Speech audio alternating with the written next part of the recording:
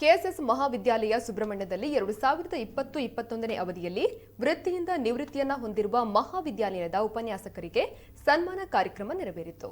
Doctor Tarakeshwari U S, professor Balakrishna Pai, office ಸಿಬ್ಬಂದಿ ಶ್ರೀಮತಿ ಚಂದ್ರಾವತಿ ಇವರುಗಳಿಗೆ staff clerk ಮತ್ತು ಆಫೀಸ್ ಸಿಬ್ಬಂದಿಗಳ ವತಿಯಿಂದ ಸನ್ಮಾನ ಮಾಡಲಾಯಿತು.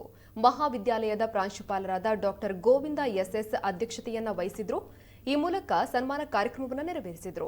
ಇದೇ ಸಂದರ್ಭದಲ್ಲಿ ಮಹಾವಿದ್ಯಾಲಯಕ್ಕೆ ಹೊಸದಾಗಿ ಸೇರ್ಪಡೆಗೊಂಡ ರಾಜ್ಯಶಾಸ್ತ್ರ ವಿಭಾಗದ ಉಪನ್ಯಾಸಕರಾದ ಪ್ರೊಫೆಸರ್ ಕುಮಾರ ಶೇನಿ ಹಾಗೂ ಹಿಂದಿ ವಿಭಾಗಕ್ಕೆ ಸೇರ್ಪಡೆಗೊಂಡ ಪ್ರೊಫೆಸರ್ ಕೃಷ್ಣಾಡಿ ಲಾಮಾಣಿ ಇವರಿಗೆ ಸ್ವಾಗತವನ್ನ ಮಾಡಲಾಯಿತು. ಈ ಸಂದರ್ಭದಲ್ಲಿ ನಿವೃತ್ತ ಉಪನ್ಯಾಸಕರ ಮನೆಯವರು ಹಾಗೂ ಉಪನ್ಯಾಸಕರು ಉಪಸ್ಥಿತರಿದ್ದರು.